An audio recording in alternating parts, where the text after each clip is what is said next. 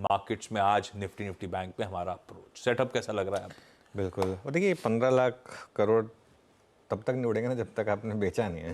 हाँ, अब पर वो नोशनल, वो वही कल वो क्या वर्ड यूज कर रहे थे हम लोग, फियर ऑफ लूजिंग आउट। ये फीलो वाला है, जो दिख रहा था वो ठंडा पड़ गया। हाँ, क्योंकि उससे पहले कितना चले हैं, फिर वो मतलब नहीं, वो दिया भी बहुत है। वो भी तो डीमैट अकाउंट में ही है। जब तक बैंक अकाउंट में नहीं आया तब तक थोड़ा ना वो कह सकते हैं।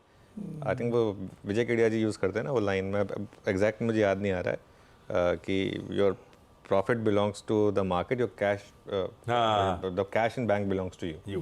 तो बेसिकली वो वाला मामला है इस समय। खैर, लेकिन सेटअप पे आते हैं।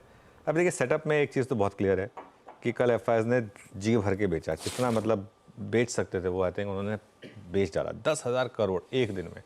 और उसके सामने डीआईएस ने खरीद लिया 9,156 करोड़। ये आई थिंक कल दिख रहा था, स्क्रीन पर दिख रहा था कल जिस तरीके से बड़े स्टॉक्स गिर रहे थे। कल रिलायंस देखिए आप किस तरीके से गिरा, एचडीएफसी बैंक सब जिस तरीके से गिर रहे थे, इन्फोसिस जिस तरीके से गिर रहा था, क्लियर था स्क्रीन पर कि बड़ी सेलिंग आएगी। लेकिन बड़ी सेलिंग आएगी इंपॉर्टेंट नहीं है, बड़ी सेलिंग एब्जॉर्ब हो रही है ये इंपॉर्टेंट है। और 9,156 करोड़ कल बाय हो गए।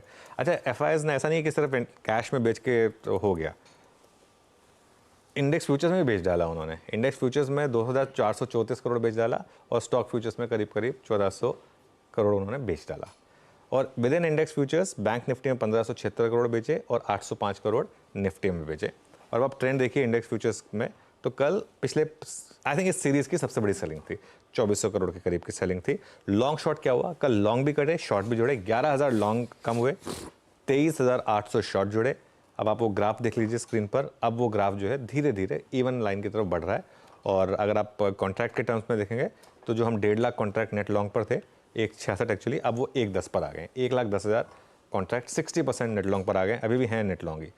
जो आंकड़ा कल लोगों को डरा रहा था और डराना भी चाहिए, वो था इंडिया विक्स। इंडिया विक्स कल भागा 20 भी नहीं, 42% भागा इंडिया विक्स, 20.42 पर आया। लेकिन जो कंफर्टिंग आंकड़ा है वो है पुट कॉल रेशो। निफ्टी का put call ratio at 0.72 versus 0.91। 0.72 के पुट कॉल रेशो पर आप नॉर्मली सेल नहीं करते हैं। नॉर्मली 0.72 के पुट कॉल रेशो पर एक बार तो बाउंस बैक आता है मार्केट में, वो टिकेगा या नहीं ये इंपॉर्टेंट है।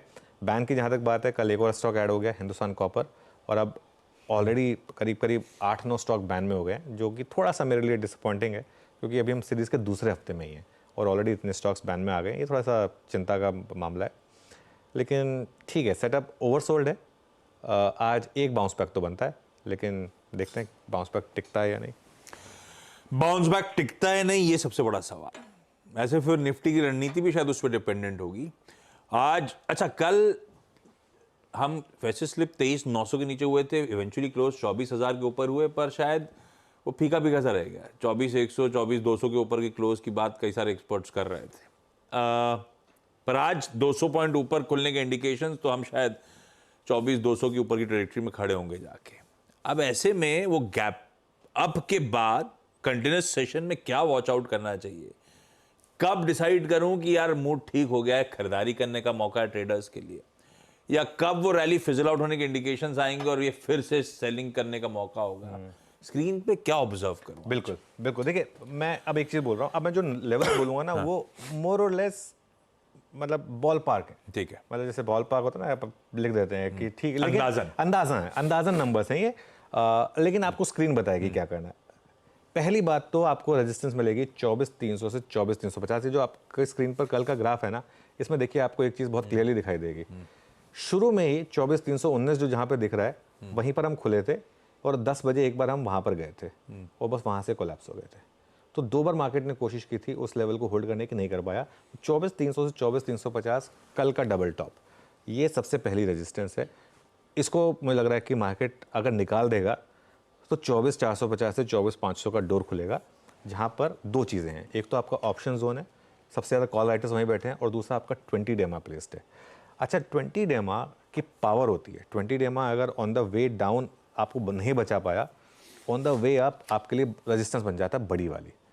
तो पहली ट्रेड तो ये होगी, अगर 24,350 फेल हो तो एक शॉर्ट करें 24,500 के स्टॉप लॉस के साथ। जैसा मैं कह रहा हूँ, आज आपके अंदर एक हिम्मत होनी चाहिए दोनों साइड की ट्रेड लेने की, अगर आप इंडेक्स ट्रेडर हैं।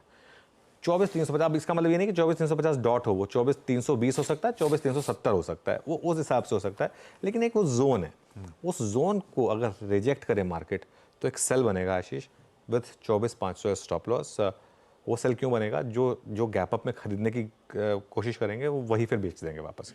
इसके लिए खरीदारी की आपने बात की कि क्या अहम लेवल होगा और कहाँ पर आपको खरीदारी करनी है।